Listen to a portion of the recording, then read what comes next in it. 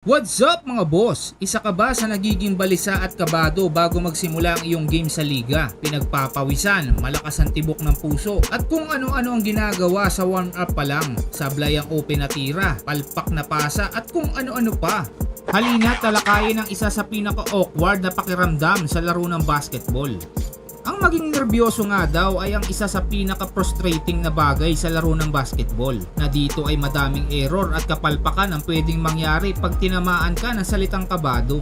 Para hindi maging kabado, ay kailangan mo ng mahabang panahon at oras para sa ensayo at tunay na laro. Tulong din kung makakakuha tayo ng mga teknik kung paano pakalmahin ang ating utak, tulad ng visualization, meditation, prayer, music, pre-game warm-up at iba pang mga paraan. Bakit nga ba tayo kinakabahan sa larong basketball? Una, outcome mindset. Ito yung pag ang player ay nakapokus lang sa kanyang individual stats, sa puntos, rebounds at iba pa, na ito ay nakakapagbigay ng kaba dahil kinokontrol na natin ang mga bagay na hindi natin kontrolado. Paano labanan ang outcome mindset ng player? Isa sa epektibong paraan ay kontrolin ang mga bagay na kontrolado natin. Halimbawa, ang pagiging rebounder ay isa sa pinakakontroladong aspeto ng iyong laro. Doon ay nakapokus tayo at susunod na ang iba pang magagandang mangyayari. Sabi nga ni John Wooden, winning is the score at the end of the game, but succeeding is getting the most out of yourself.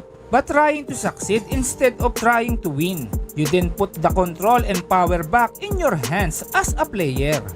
Pangalawa, fear of failure. Takot na magkamali o pumalpak. Ito yung takot na nararamdaman ng isang player sa kanyang pagpasok sa loob ng basketball court, na hindi nila magawa ang pinaka-the best nila dahil sa takot tumira, takot pumasa, takot matapal at madami pang iba.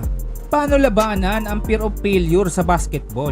Tingnan ang sarili kung ang takot ay nagsisimula sa inner pride ng isang player, na natatakot tayo ipakita sa mundo ang ating pagkakamali. Sundin na lang natin ang mindset ng greatest of all time na si Michael Jordan.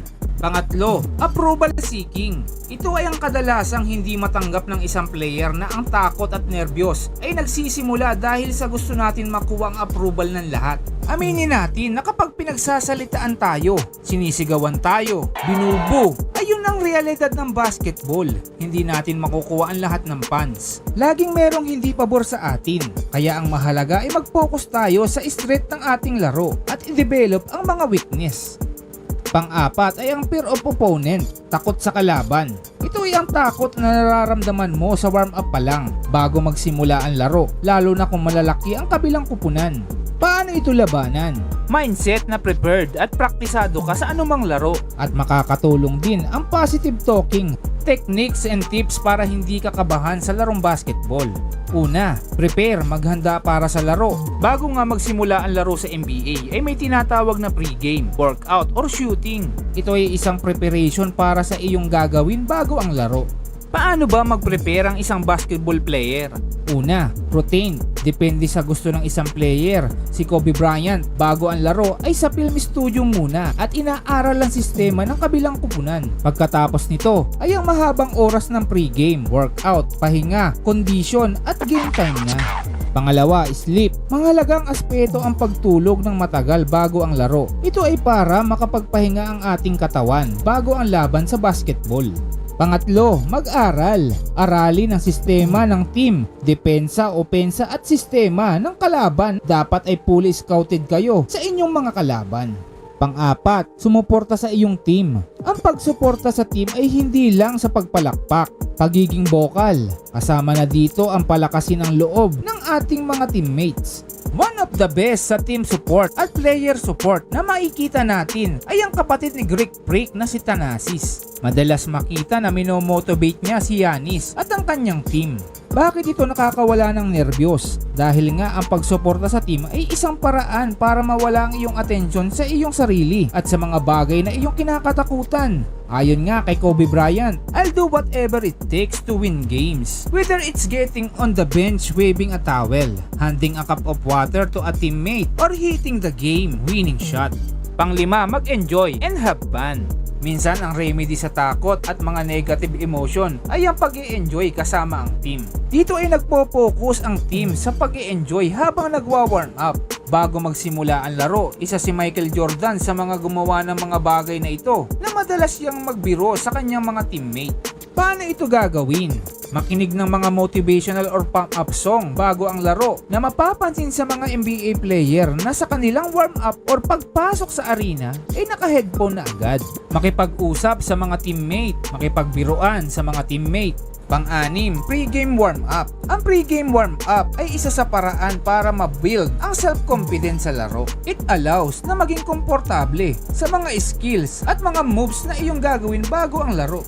Madalas mapapansin natin ang kakaibang pre-game warm-up kagaya ng ginagawa ni Steph Curry na mga long-range shot, Kevin Durant na nagpo-focus sa footwork, Dwayne Wade na mga game time moves na ang ginagawa bago ang real game time. Pampito, practice, practice, practice. Ang confidence sa larong basketball ay nabubuo ng dahil sa practice na iyong ginagawa. Kailangan dito ay i-challenge ang iyong sarili na mag-improve sa larong basketball. What did Kobe say about practice? If your practices aren't more competitive than the games themselves, you're doing the wrong thing.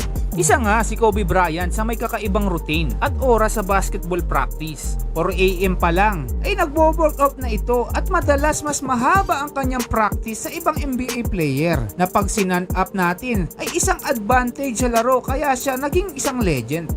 Maraming salamat sa panonood mga boss. Huwag niyong kalimutang i-like and share at mag-subscribe na rin kayo. Basta usapang improvement sa basketball. Basketball Boss TV na. Hanggang sa muli, paalam!